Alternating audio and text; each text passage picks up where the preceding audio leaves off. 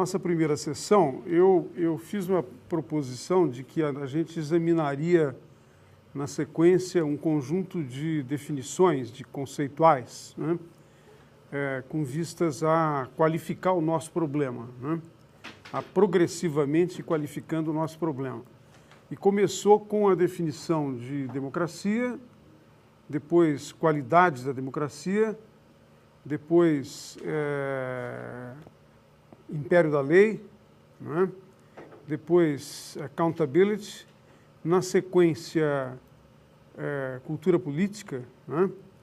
Depois confiança política e hoje a relação entre cultura e instituições. Bom, a discussão de hoje, em um certo sentido, retoma alguns dos argumentos que foram apresentados em sessões anteriores, né? Embora concentrando particularmente nessa questão relativa ao nexo entre cultura e instituições. O ponto de partida para essa discussão, que eu estou apresentando aqui na forma de um conjunto de argumentos, linhas gerais dos argumentos, o ponto de partida é que, na sociologia política em particular, sociologia política eu estou me referindo a autores como Lipset, por exemplo, Seymour Lipset, né? Que trabalharam muito esse tema, mas depois na sequência dos autores da cultura política, particularmente Almond, Verba e os que vieram na sequência dele. Para esta abordagem, para esta, digamos, tradição da literatura, né, a relação cultura e instituições é colocada da seguinte maneira: as instituições aparecem como parte do que eu chamaria de uma síndrome que envolve o conjunto das relações sociais, porque esses autores da sociologia política enfatizam, né, a entrada, a ligação, a conexão com a sociedade, e instituições, relações políticas, né? E é claro, no tema que nos interessa, que a gente vem discutindo com alguns desses autores, as escolhas institucionais, quer dizer, aquilo que os atores considerados relevantes, que fazem a escolha de organização, de montar, de implantação do regime democrático, as escolhas são entendidas nessa literatura, nessa abordagem, como escolhas que são contextuais.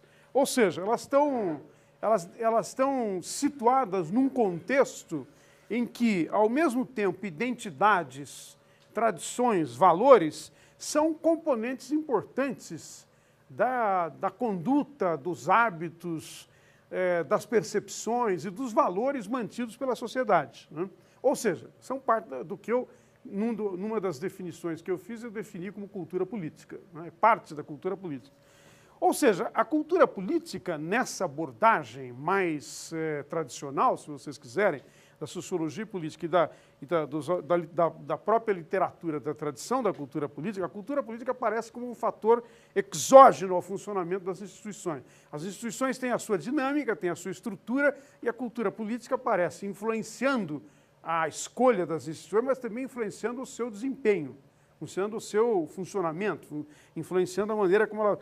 Ou seja, a premissa, não é? A premissa teórica sobre a qual eu quero chamar a atenção é que existe uma conexão entre instituições e cultura. Quando nós passamos para a consideração das abordagens mais recentes, em particular do neo-institucionalismo, não é? Aqui eu estou pensando desde a tradição do Downs, né?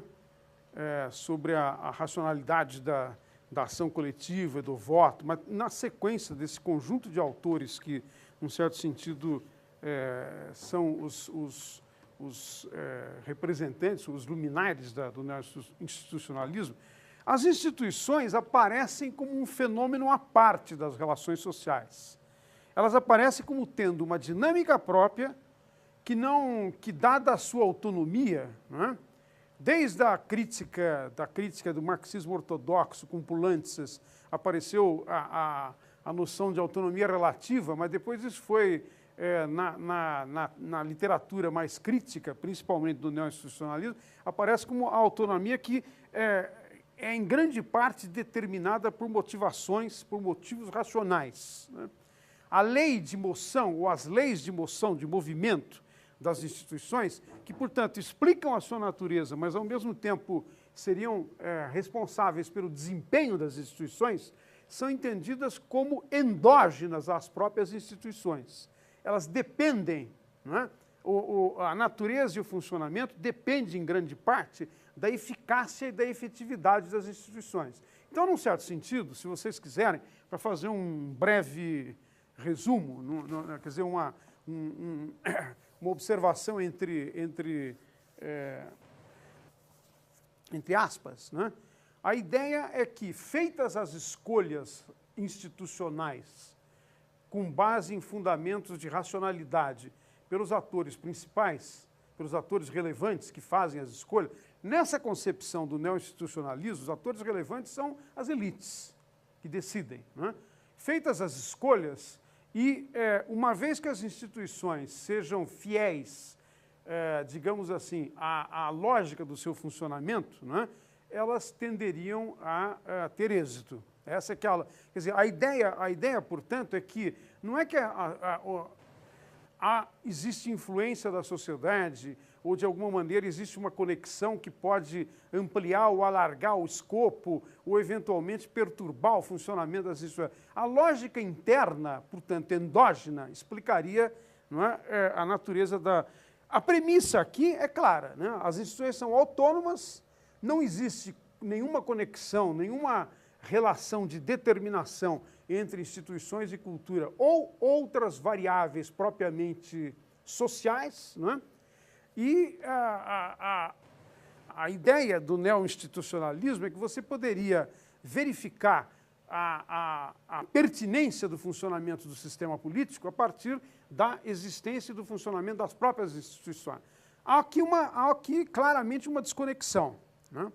Eu não vou de cara fazer a crítica, mas eu queria apenas lembrar o seguinte: se vocês levarem em conta os textos do Engelhardt e a síntese que ele faz, uma das hipóteses que aparece no texto do Engelhardt, né, a respeito do institucionalismo, é a ideia de que a democracia deriva da existência de instituições.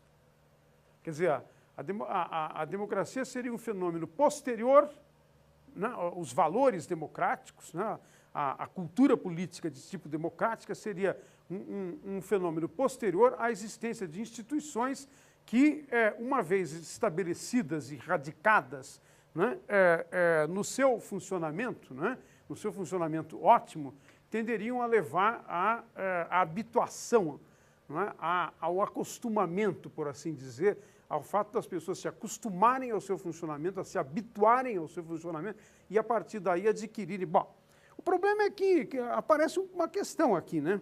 Se as instituições têm essa lógica endógena, não é? O problema é que, como é que seria possível, endógena e desconectada, desligada do funcionamento propriamente de relações sociais que permeiam os grupos que estão em relação com quem governa, com quem dirige a sociedade, que são considerados as elites relevantes? Se essa desconexão existe, como está afirmado na primeira parte, digamos assim, da premissa, não é?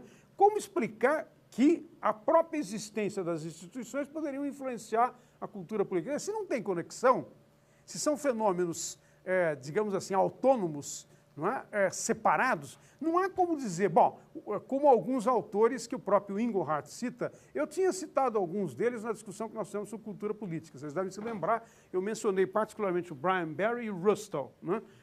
Que são dois autores que sustentaram esse ponto de vista. Mas a questão aqui é o seguinte: se não tem conexão, a conexão não funciona nem para cá, nem para lá, nem para nenhum dos dois lados. Quer dizer, não é nem a cultura que influencia as instituições, como esses autores sustentam, mas também não há razão, se não tem conexão.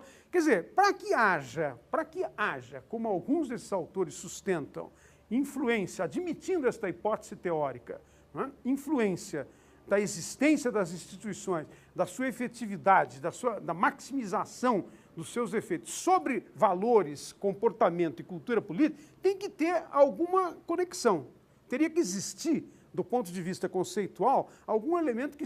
E a teoria não explica essa conexão. Bom, então, indo para frente, né, eu retomando algumas coisas que eu discuti, tanto na definição de cultura política como na definição de confiança, se a ideia aqui são as instituições democráticas. Se as instituições democráticas têm um conteúdo, como sustentei naquela ocasião, tem um conteúdo normativo que envolve princípios da democracia, que, por sua vez, são internalizados na sua justificação e no seu desempenho, no desempenho das instituições, é evidente que isso sugere uma conexão. A internalização do conteúdo normativo, né, eu propus naquela ocasião daquela definição, naturaliza as funções das instituições democráticas que são associadas a princípios básicos da democracia. E, por sua vez, isso tenderia a fundamentar a cultura que fundamenta a confiança nas instituições, a cultura da confiança, né? A ideia aqui é que isso ocorre através da agregação de motivações que são, por um lado, racionais, porque as pessoas avaliam o funcionamento das instituições, com vistas ao que elas esperam das instituições, com vistas ao que é anunciado como sendo a justificação, a missão propriamente das instituições, e, ao mesmo tempo, motivações de natureza simbólica. Eu digo simbólica aqui, entre aspas, eu deveria ter colocado as aspas aqui, no sentido de que a ideia é que as instituições realizam princípios, promessas da democracia. Não é, digamos assim, a tradução não é imediata. Quer dizer, você não bate na porta da delegacia para apresentar um roubo de automóvel, um caso de um conflito, né? E isso significa que imediatamente você tem a extensão, a ampliação de um direito que, em tese, é constitucional. É um exercício difícil, complicado, complexo por uma série de processos. Mas a ideia é que a instituição, no seu conteúdo normativo, simboliza essa possibilidade de execução. Por isso, naquela ocasião, eu falava de funcionamento em termos de universalidade dos procedimentos, impessoalidade dos procedimentos, justeza no sentido de adequação entre fatos e o modo de funcionamento das instituições, né, para que o nexo entre instituições e cidadão funcionasse. Muito bem. Para colocar essa dúvida que eu apresentei antes aqui, quando eu estava discutindo o neo-institucionalismo, tanto o argumento da cultura política e da sociologia política, por um lado, e o argumento do neo-institucionalismo, de outro, a dúvida final que eu levantei, para justificar, eu resolvi trazer uma coisa que provavelmente vocês conhecem, que é um pedaço das respostas da entrevista que o Adam Przeworski, que é um dos principais autores da teoria da escolha racional, do neo-institucionalismo, que se apoia sobre a teoria da escolha racional. Claro, o Adam faz um esforço muito grande de incorporar a teoria dos jogos como uma mecânica de funcionamento racional das instituições, né, no institucionalismo com o qual ele trabalha. Nessa entrevista que ele deu, agora me escapou o nome do argentino que mora nos Estados Unidos, mas é um livro de um conjunto de entrevistas com cientistas políticos radicados nos Estados Unidos. Se vocês quiserem, eu passo depois, o Lucas tem, várias pessoas têm o arquivo inteiro do livro, que é muito interessante, porque pega um conjunto grande de autores, né, de diferentes visões e abordagens. Mas eu peguei esses aspectos da entrevista, alguns aspectos da entrevista do Adam, para sugerir o seguinte. O Adam é um profissional extremamente preciso, claro e, por outro lado, muito honesto do ponto de vista intelectual. Então, mesmo para alguém que está na posição de não apenas de alguém que utiliza o instrumental da escolha racional e do neo-institucionalismo, mas como alguém que tem percepção das dificuldades, dos problemas de funcionamento, ele, na resposta de algumas das questões que foram formuladas pelo Ronald Munk, né?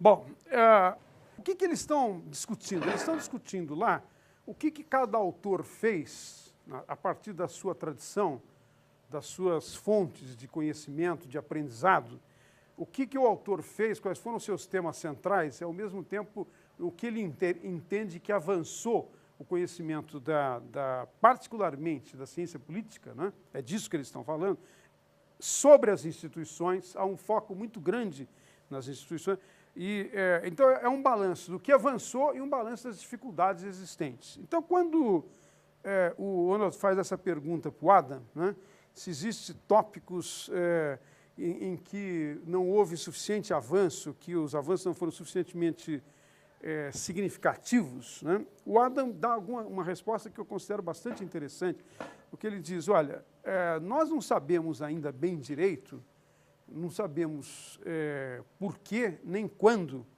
as pessoas que são detentoras de arma, do poder armado, né, obedecem pessoas que não têm poder armado. Né?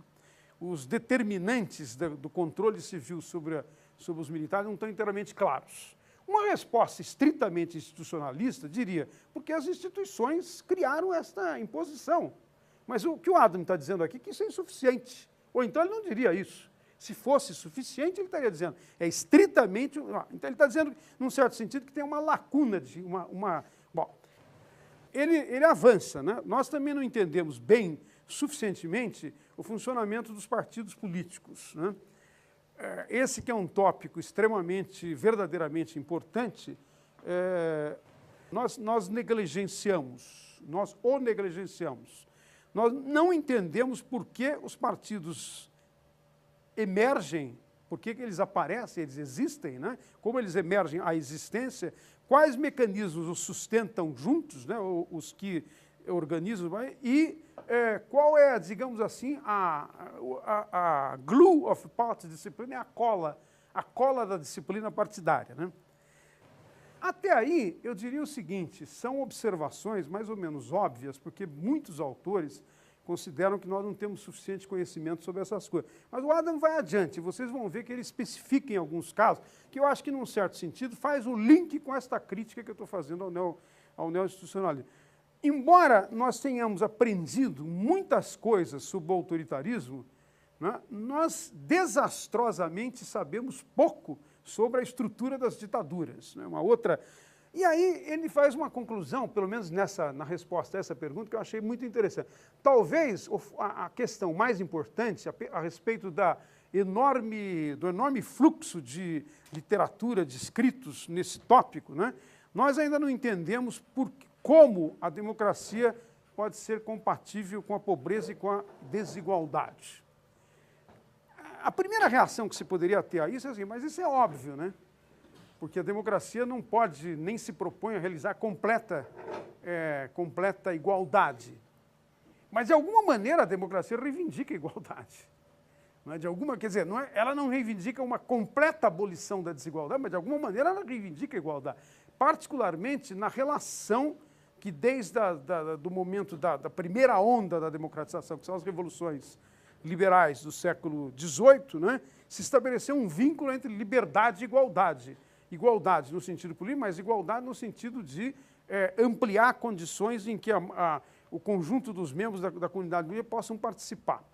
O Adam vai adiante, depois de uma outra pergunta sobre dificuldades, ele põe o dedo, o que eu considero o dedo na ferida, pelo menos dessa crítica anterior que eu fiz à questão do neo-institucionalismo. O neo-institucionalismo contém potencialmente uma contradição potencial quando ele afirma, quando ele assevera simultaneamente que as instituições são importantes e que elas they are endogenous, que elas são endógenas. Né? Se elas são endógenas, lembre-se do meu...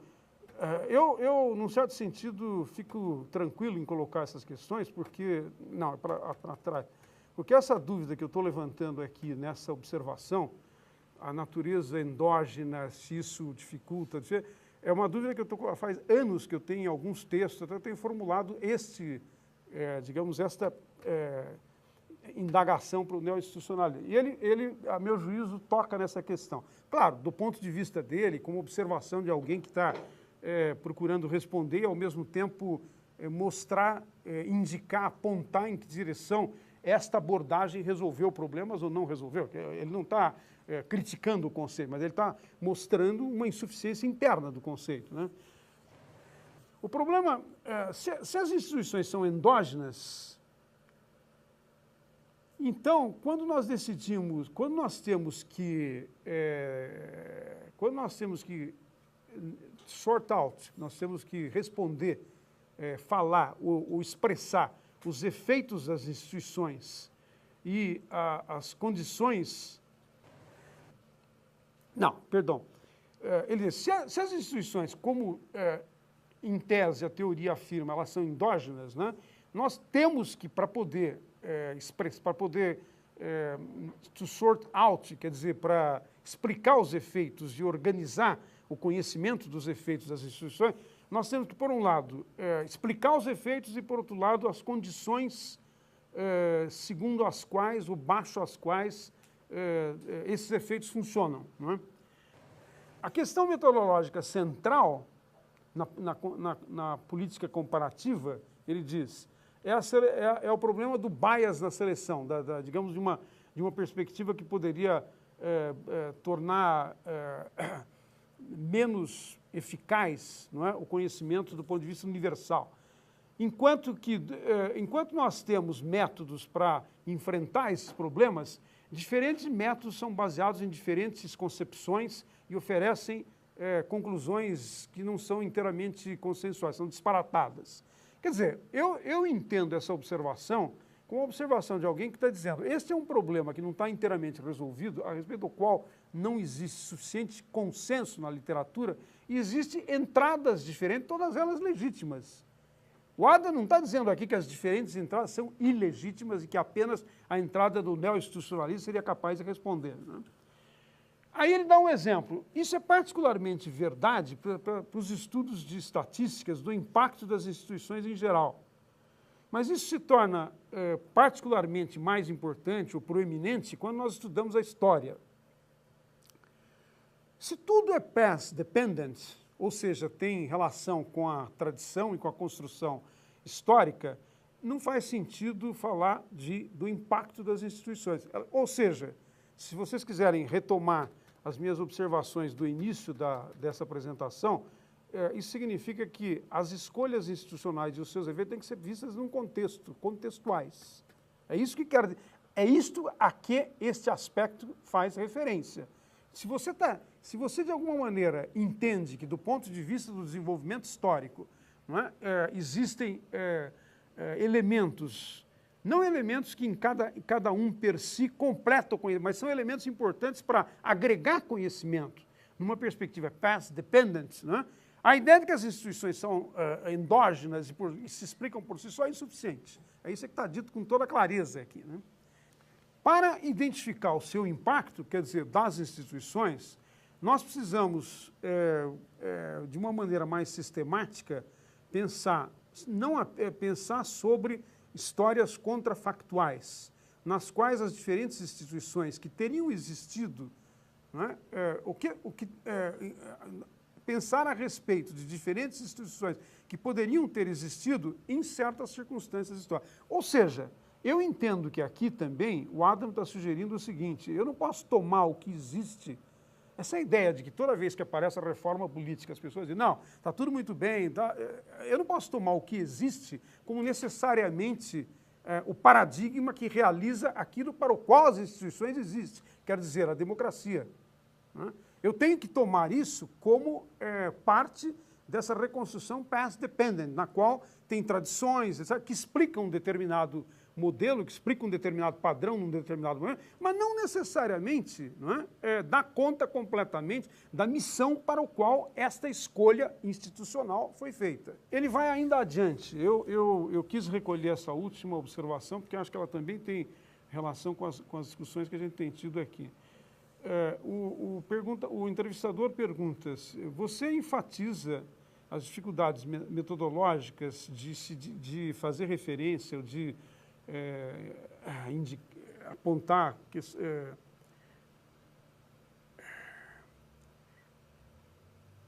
apontar as questões complexas no que ele chama de um rigorous fashion, de uma maneira muito atualizada ou muito competente, né? Outra razão pelo qual o progresso a respeito dessas questões pode não ser, pode não se completar, pode não ser feito, é que os comparativistas simplesmente falham, quer dizer, falham em apresentar ou colocar grandes questões interessantes a respeito da política, em primeiro lugar, né? Quer dizer, a crítica do Munch aqui é que, num certo sentido, os comparativistas tendem a tomar fatos tais como eles existem, não é? E simplesmente analisar os aspectos da existência do sistema político, tal como eles existem, sem fazer indagações que seriam externas à existência das instituições. E que ele diz, poderiam ser questões interessantes, ou, num certo sentido, explicar melhor o funcionamento ou não funcionamento da política, né?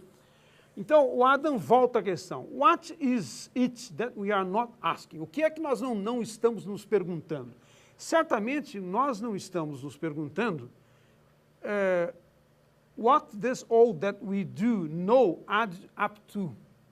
O que é que o que nós já sabemos está acrescentando a respeito dessas questões fundamentais? Quer dizer, o que é que o conhecimento existente, num certo sentido, já deu conta do recado? Bom, mas nós também estamos falhando em perguntar outras múltiplas questões, outras várias questões que são pesquisáveis, que são passíveis de pesquisa com os métodos que nós já temos, né? O que determina o acesso do interesse financeiro, do interesse que envolve o poder econômico, dinheiro na política? O que dizer a respeito das instituições democráticas que faz as pessoas se sentirem politicamente inefetivas?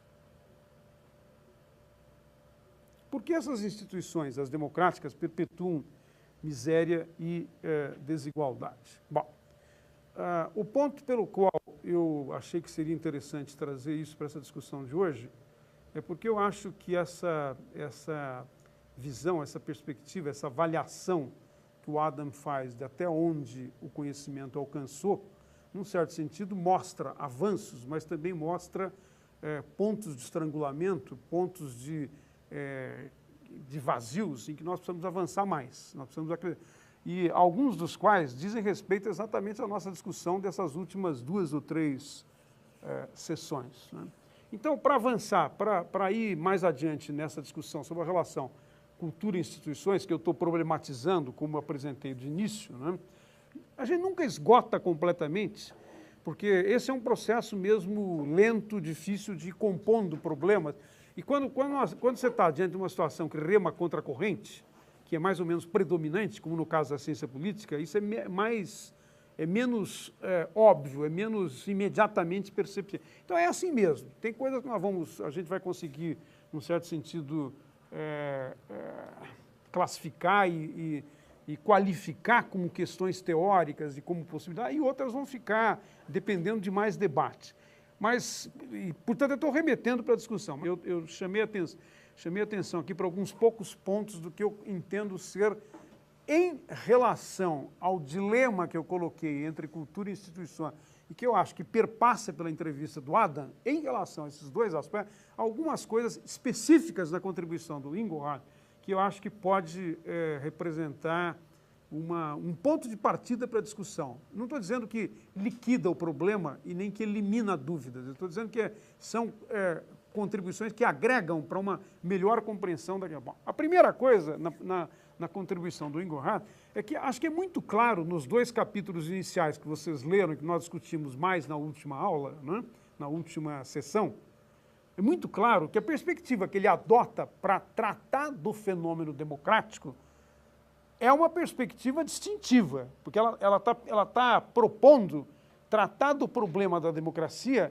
em que medida a democracia é realmente um fenômeno político, como sistema político, que viabiliza o desenvolvimento humano, entendido na tradição clássica e na tradição da cultura política. Na tradição clássica, se vocês quiserem, os autores clássicos, eu mencionei isso também nas discussões do conceito de democracia, do conceito de cultura política, na tradição clássica, é a ideia do pleno desenvolvimento humano. Está em Aristóteles, está de uma maneira enviesada talvez no Platão, mas está em vários dos autores modernos, né? A ideia de que a política está dirigida, ela se faz a serviço do pleno desenvolvimento humano, do qual a questão da liberdade, da escolha, da possibilidade de escolha, aparece como fatores, digamos, muito importantes, muito fortes, né? O Engelhardt propõe essa chave desenvolvimento humano como condição para explicar ou para reconceituar a democracia através de alguns desdobramentos. O primeiro desdobramento é que ele sustenta uma coisa que, dito assim, aliás, está textualmente assim no livro, mas dito assim, alguém vai dizer, bom, mas isso é óbvio. Eu tenho dúvida se é tão óbvio, né? Que é a ideia de que o objetivo da democratização é empoderar as pessoas, empoderar os indivíduos. Tudo aquilo que distingue a democracia das suas alternativas é o fato de que na democracia, em algum grau ou em graus que são discutíveis, que têm uma certa flexibilidade, uma certa variância, não é de dar poder para as pessoas que são membros da comunidade política. Poder, em primeiro lugar, de escolher quem governa, mas poder também, não é? Lembrem-se da discussão inicial que eu propus aqui, recorrendo ao exemplo clássico de Atenas, né? A ideia de que as pessoas avaliam as políticas que são adotadas em seu nome, quer dizer, empoderar as pessoas. O segundo ponto, ou na sequência do argumento dele, aparece a ideia de que a maneira de empoderar é através da viabilização, da constituição de um nexo, digamos assim, de uma síndrome de direitos civis e políticos, porque quando esses são efetivos, eles implicam em ampliar a liberdade de escolha das pessoas, tanto no terreno das ações privadas como no terreno das ações públicas, que evidentemente envolve a política, né? E o Engelhardt conclui, num certo sentido, essa formulação com essa observação. O desenvolvimento humano não está associado necessariamente a qualquer modelo de democracia, mas ele está associado somente àqueles modelos que tornam efetivos os princípios que institucionalizam a ampliação, as possibilidades, as alternativas em que a escolha humana emerge como um valor fundamental, como uma possibilidade fundamental. A sequência do argumento é mais ou menos o seguinte: na democratização, a proporção dos indivíduos, quer dizer, observando as diferentes experiências e fenômenos de democratização recentes, não é? E agora, observando sobre o ângulo das pesquisas de opinião, a proporção dos indivíduos que enfatizam valores, e claro, o Engelhardt tem uma hipótese de que esses valores são os de autoexpressão. Eu queria admitir a hipótese aqui por algum momento, não é? Como outros autores fazem, eu vou reivindicar a possibilidade que eu próprio faço isso de uma maneira diferente. Você não precisa ser necessariamente só os valores de autoexpressão, no sentido estrito encontrado na Europa, em alguns centros mais... Você pode adotar valores que dizem respeito ao sistema democrático em contrapartida ao sistema que não é democrático. Por exemplo, tolerância diante da diferença, né? A ideia de que as pessoas têm espaços, possibilidades e mecanismos através dos quais elas podem fazer escolhas, né? Valores que implicam no sistema democrático, a comunidade poder selecionar claramente interesses que são públicos como distintos, como separados, como desagregados de interesses que são privados. Quer dizer, estas questões, não é, que envolvem o funcionamento do sistema democrático, eu gostaria de, pelo menos por um momento, sustentar a hipótese de que podem estar inseridas no contexto do que o Engelhardt chama de valores de autoexpressão, como podem ser valores anteriores aos valores de autoexpressão. A autoexpressão envolve um alto grau de valorização de aspectos, de dimensões de autonomia dos indivíduos, né? Veja, é interessante, porque o caminho que ele faz você amplia a autonomia dos indivíduos a partir dos processos de modernização, o impacto que a ampliação do desenvolvimento econômico e social tem sobre recursos, em particular capital humano, capital social e mesmo capital político, né? Na medida que você amplia a autonomia, as pessoas passam a ter maiores espaços de escolha no que diz respeito a questões de natureza individual, não é? Da vida pessoal, não é? Escolhas que se referem sobre opções sexuais, liberdade nas relações entre gêneros, liberdade nas relações com os outros segmentos, tolerância, etc. Bom, E ele inclui nesse contexto, ele inclui nesse conjunto, nessa síndrome da autoexpressão, a ideia de um progressivo desenvolvimento de uma perspectiva de autonomia em relação à autoridade. O Engelhardt sustenta, né, que esta autonomia em relação à autoridade, que poderia ser lida na tradição da cultura política, ausência ou diminuição da deferência diante da autoridade, ele tem um efeito democratizante. Tem um efeito democratizante porque numa relação que se afasta da autoridade, que independe da autoridade, autonomiza as pessoas a se envolverem em ação coletiva que não depende estritamente do comando do Estado. Não depende estritamente do comando de quem governa, não depende estritamente do comando de quem está na liderança. Então, a ideia é que esses valores de autoexpressão seriam conducentes, não é, a níveis, a graus maiores de democratização, de perspectiva. Bom, eu sustentaria que em algumas das transições democráticas que ocorreram na América, no Sudeste Europeu e na América Latina, agora eu estou pensando Brasil, Espanha na Europa, Brasil e Chile na América Latina, em alguns desses casos, alguns valores que não são estritamente de autoexpressão emergiram como valores que redundaram da experiência com o autoritarismo, redundaram em grande parte, se vocês quiserem, no caso do Brasil, né, a experiência do terror, a experiência da ditadura, a experiência da ausência da liberdade, levou a uma valorização da liberdade política enquanto mecanismo de inserção, de realização de interesse. Não é estritamente valores de autoexpressão, mas eu diria que está nessa perspectiva.